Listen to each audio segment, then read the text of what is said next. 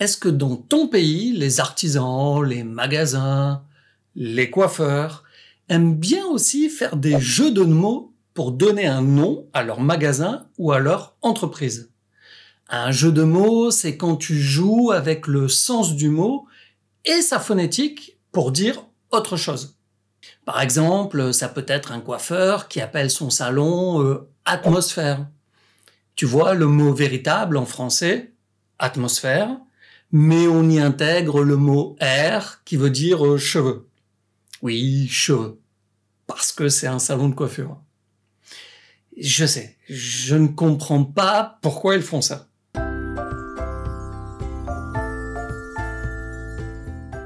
Alors je t'ai préparé une sélection de noms de magasins avec des jeux de mots. Est-ce que tu arriveras à les comprendre? Et puis j'ai gardé pour la fin le plus coquin de tous. Et bien entendu, je te donnerai la véritable version, la phrase correcte en français, pour que tu comprennes le jeu de mots, et puis je t'expliquerai le vocabulaire. De cette façon, quand tu te baladeras en France, tu pourras comprendre le merveilleux sens de l'humour de nos commerçants et améliorer ton vocabulaire en français. Et comme toujours, tu retrouveras la synthèse de la vidéo dans le petit PDF bonus avec tout le vocabulaire expliqué et des exercices avec la correction pour t'entraîner. Pour le télécharger, c'est très simple. Le lien est dans la description et c'est gratuit.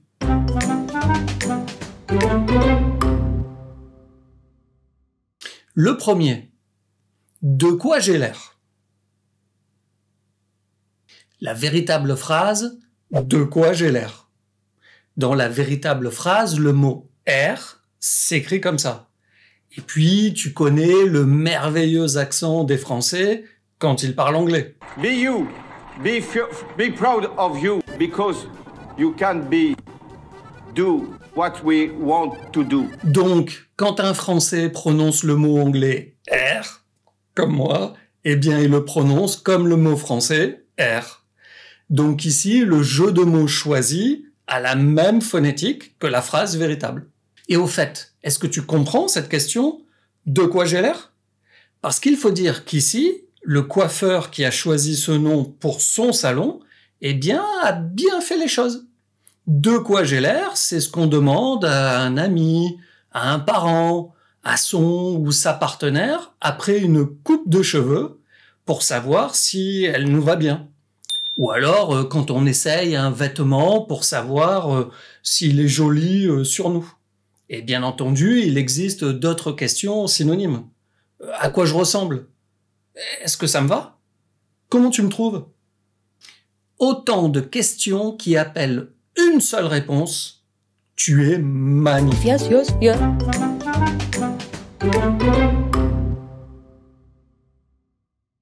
Passons au deuxième jeu de mots. Vertige. La véritable phrase, ou plutôt le mot en question, le mot vertige. Le vertige, c'est la peur que l'on ressent quand on est au-dessus du vide.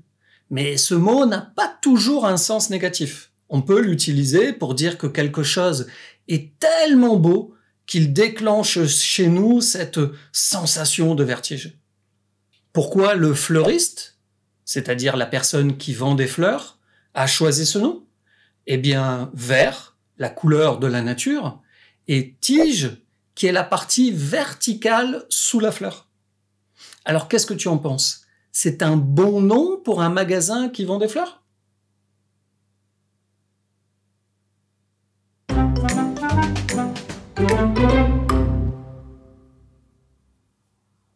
Revenons dans le monde de la coiffure. Faudra-t-il faire? La véritable phrase est « faudra-t-il faire ». Quand on dit cette phrase à quelqu'un, on lui dit qu'il ou elle devra s'habituer à quelque chose. Et en général, c'est sans discussion. C'est comme ça. Tu dois t'habituer à quelque chose. Tu n'aimes pas ma super coupe de cheveux? Eh bien, faudra-t-il faire? Se faire à quelque chose, s'y faire, veut dire s'habituer à quelque chose. Et pour info, le mot TIF, T-I-F, est un mot du langage populaire pour dire cheveux.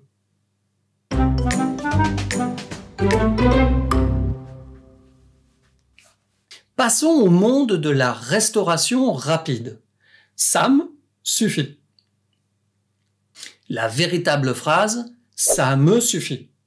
Cette phrase veut dire que on en a assez. La quantité que l'on a dans l'assiette ou alors que l'on a déjà mangé est suffisante. C'est bon, j'en ai assez. Ça me suffit. Ça me suffit. Tu remarques qu'à l'oral, quand on le prononce vite, le E du pronom me n'est plus prononcé.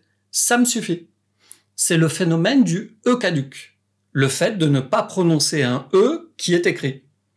Et tu dois savoir que le E, c'est la voyelle qui est la plus écrite, mais qui est la moins prononcée quand on parle. Et si tu t'intéresses au E caduc, le module 15 de la formation Toute la phonétique française y est entièrement consacré. Tu sauras pourquoi il est caduc, quand tu dois le prononcer, quand tu ne dois pas le prononcer, et puis quand tu peux choisir de le prononcer. Tu veux en savoir plus sur la phonétique française? Va vite voir.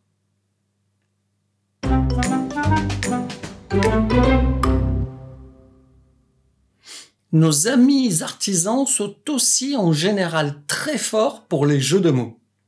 Justin, coup de main, multiservice. Alors bien entendu, il faut le lire avec l'accent français. Justin, pas Justin. Parce que sinon, on passe à côté du jeu de mots. Et la véritable phrase est juste un coup de main. Un coup de main, c'est une aide que l'on apporte à quelqu'un, en général pour une activité physique. Par exemple, porter un meuble, réparer quelque chose, travailler dans le jardin, etc. Donc ici, comme l'artisan propose ses services dans toutes sortes de domaines, eh bien, il offre juste un coup de main. Non. Juste un coup de main.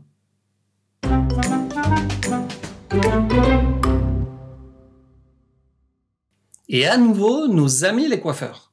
Oui, en France, ils sont les champions, toutes catégories, des jeux de mots dans les noms de magasins. La récréation. Le mot véritable est la récréation, qui est un moment de repos, un moment pendant lequel on va se relaxer après un travail. Ou alors, c'est le moment de joie extrême quand on était petit, à l'école, et que la cloche de l'école sonnait et qu'on partait jouer dans la cour. C'est ça la récréation. Et dans le domaine de la coiffure, la ré, c'est la ligne que l'on va créer dans les cheveux en les coiffant. On va séparer les zones de cheveux et on va créer une ligne. Et donc, chez ce coiffeur, on va travailler sur la création de la raie parfaite.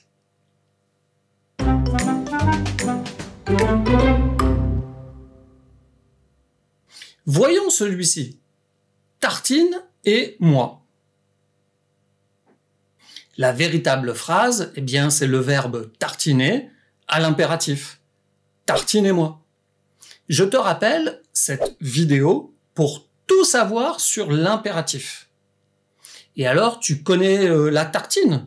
Tu sais, le bout de pain que on recouvre de confiture ou de Nutella. Le verbe tartiner désigne justement l'action de recouvrir ton bout de pain avec cette confiture ou ce Nutella.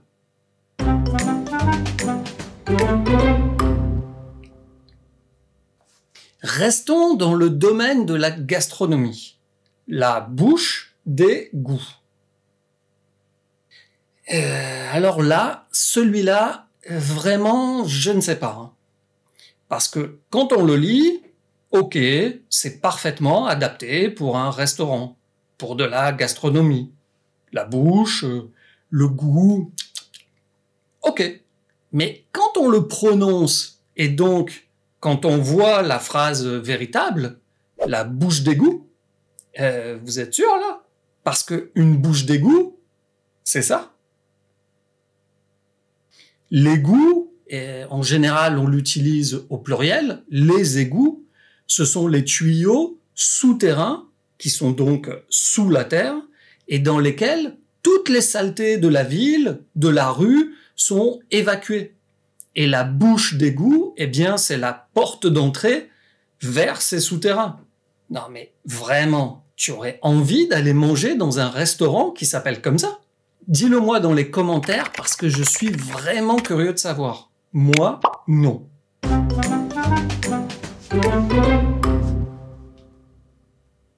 Et finissons avec le petit coquin.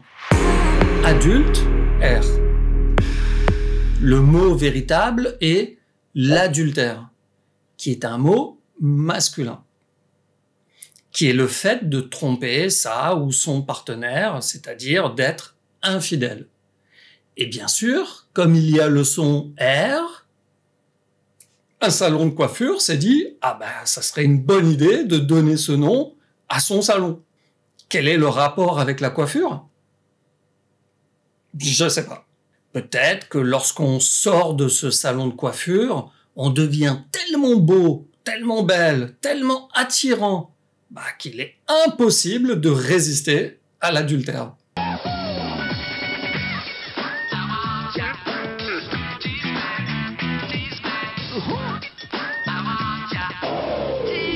Pense à mettre un like si tu as aimé la vidéo, à t'abonner en activant la petite cloche pour être sûr de ne pas rater la prochaine vidéo, et puis télécharge le petit PDF bonus pour t'entraîner sur tout le vocabulaire que l'on vient de voir. Parle français le plus possible. Et puis pour ça, eh bien, va vite voir cette vidéo. Si, vas-y, tu peux cliquer.